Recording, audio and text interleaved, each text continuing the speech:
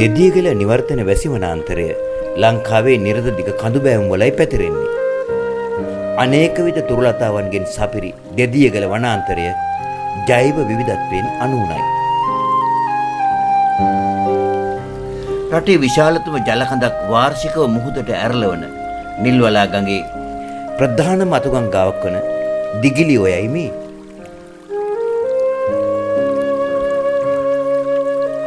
මහා වනාන්තරයේ සියලු ජීවී අජීවීන්ගේ සිත් සතන් සනහා ඉතිරි වන ජල බිඳු ගංගාවක් බවට පත් කරන දීගිලි ඔය කෙලස් තවන තවුසන්ට හා බැතිමතුන්ට වෙන් වූ දෙදියවල සෙනසුනාසලින් බැතිබරව ගලා බසිනවා.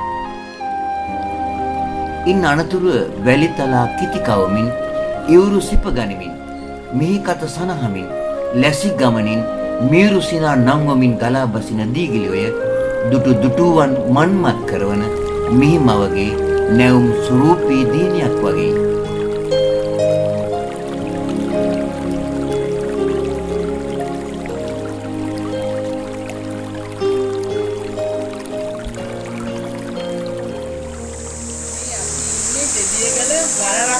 ඇතුලේ ආරණ්‍ය ආසන්න මේ හරියේ ගඟ හරිම ලස්සන සුන්දරයි.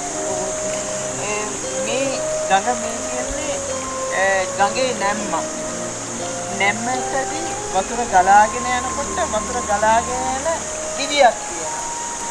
ඒ කේන්ද්‍ර අපසාරී බලය නිසා මේකට වතුර වේගයෙන් ගලාගෙන යනවා නැම්මට පිටපැත්තේ. නැම්ම ඇතුල් පැත්ත තමයි වැලි තැන්පත් වෙන්නේ. ඒ වගේම මේ ගඟ උඩින් ගල බලනකොට කතුල පේනවා හරිම පැහැදිලි.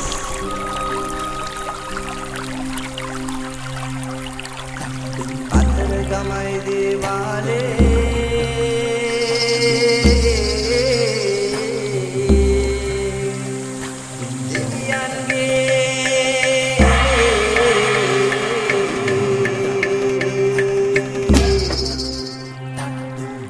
මගයි අද අපි නෑනේ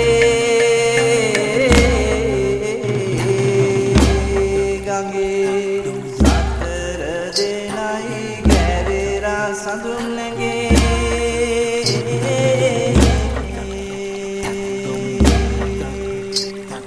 වතුර හොඳයි තවමත් නිල්වලා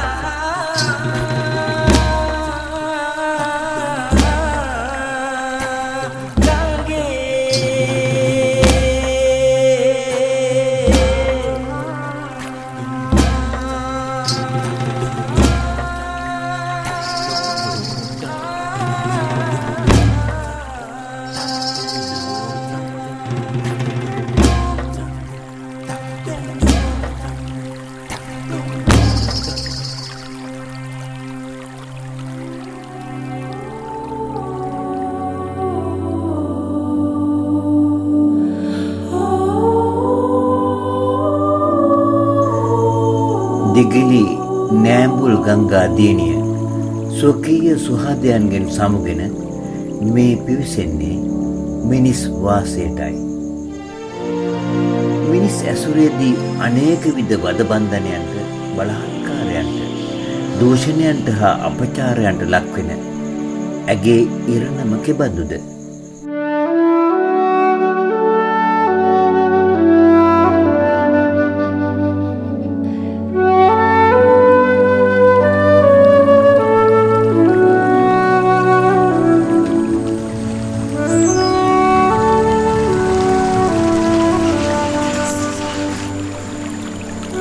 ඇයට මේ ඉරණමට ලක්වීමට හුදකලාව මිනිස් වාසය මැදින් එන්නට ලැබුණේ කිලෝමීටර් 10ක් තරම් කෙටි දුරක් පමණයි.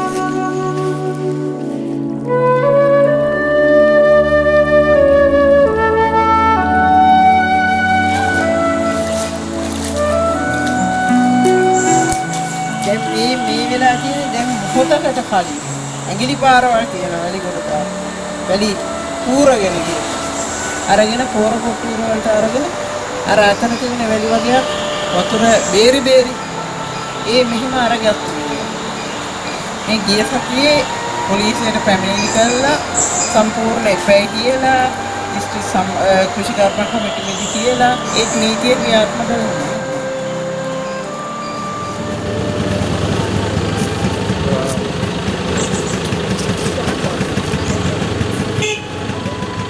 අද වෙනකොට ඒක ඔක්කොම විනාශ වෙනවා. මේක ගඟ කෙමින් ගඟේ දෙපැත්තේ සංඝටක ටික ගඟෙන් ඉවත් වීගෙන යනවා.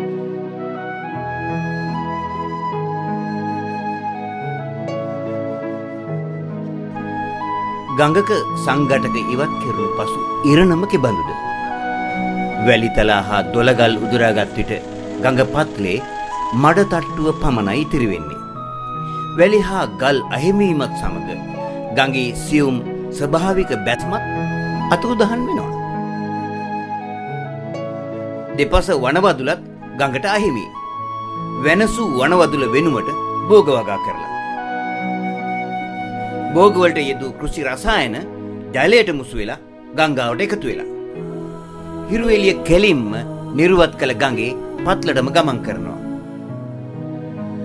මේ ආගන්තුක පරිසරය නිසා ගඟේ පෙර පැවති පැහැදිලි ජලය බොර පාට වෙලා පැරණි සුන්දර ගඟ වෙනුවට තියෙන්නේ මඩාගලක්.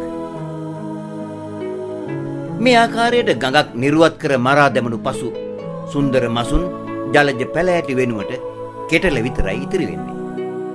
ඉස්සර බීමට වතුරගත් පිහිනා නෑමට කැමති වූ ගඟට දැන් බහින්නවත් කෙනෙක් නෑ. අවාසනාවකට ලංකාව නැමැති ශරීරයේ රුධිර නාලිකා, කේශ නාලිකා බඳු ගංගා ඇලදුල රැක ගැනීමට ආයතනයක් හෝ නීති පද්ධතියක් තවමත් ඇති වී නැහැ.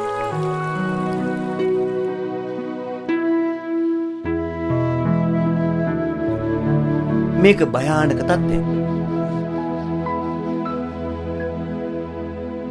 රක්ෂිත සම්බන්ධව ගංගා රක්ෂිත සම්බන්ධ නීතිය සඳහන් වෙලා තියෙන ඉඩම්මාඥාපනත. ඉඩම්මාඥාපනත ඉඩම්කාර්ය සංග්‍රහය ගත්තම ඉඩම්කාර්ය සංග්‍රහය පැහැදිලිවම සියලුම ගංගා වලට රක්ෂිත වෙන් කරලා තියෙනවා.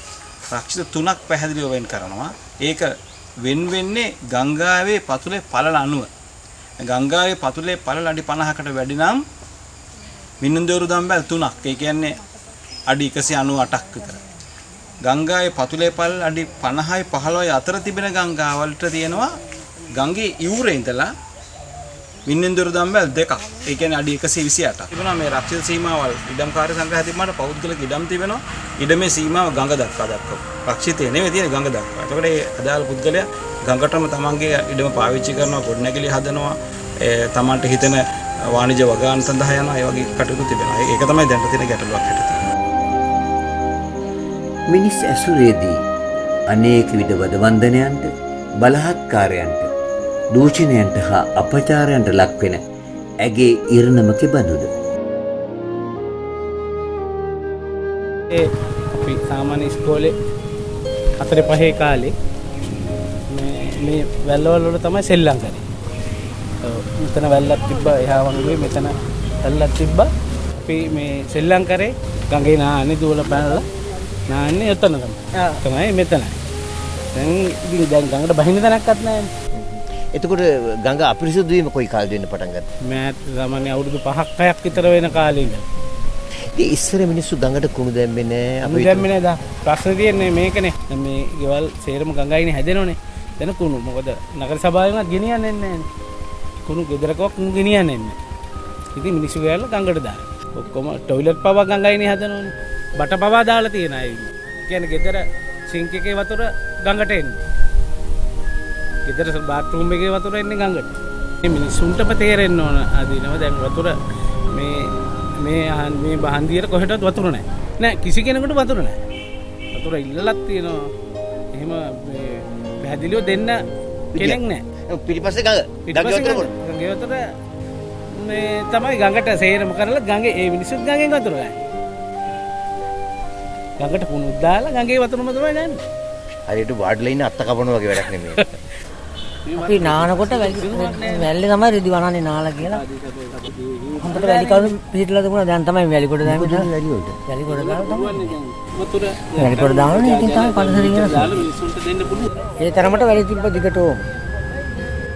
අර පැත්තෙන් එහා පැත්තෙන් දුන්නේ මේ පැත්තේ මේ සයිඩ් එකේ එහා පැත්තේ අර සයිඩ් එකේ දුන්න වැලි එහෙමයි.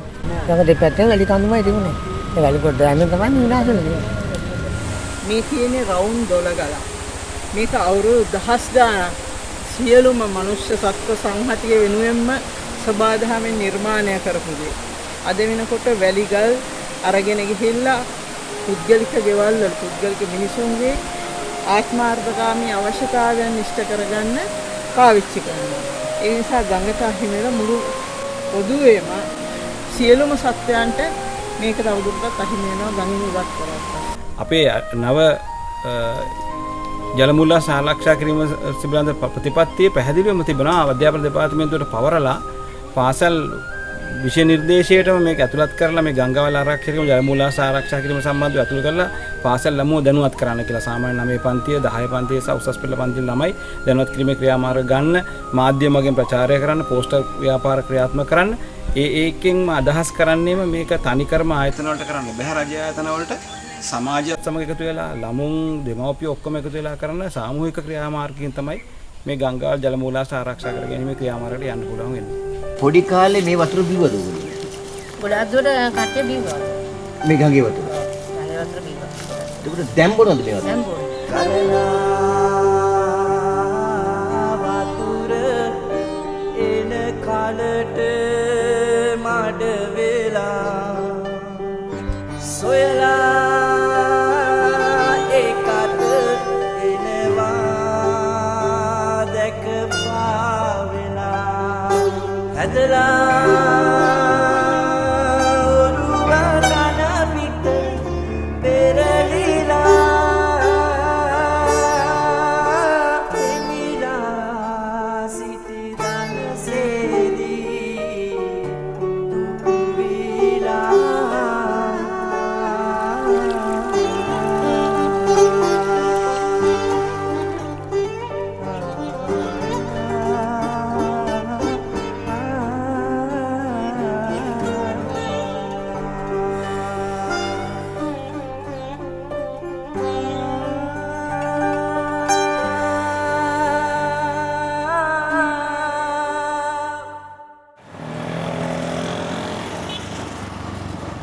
මේ අකුරස නගරයේදී ඔබ හමු වෙන නිල් වලාවක රුව ගුණ තිබිය යුතු නිල්වලා ගංගාවයි. නිල්වලා මාතාව මහා ගංගාවක් කරන්නට දෙවි කැප කළ දිගිලි බඳු නෑඹුල් සුන්දර දිනියන් මිනිසයන්ට තබා වනේ වන සතුන්ටත් නුසුදුසු ජල කඳක් බවට පත් වෙලා.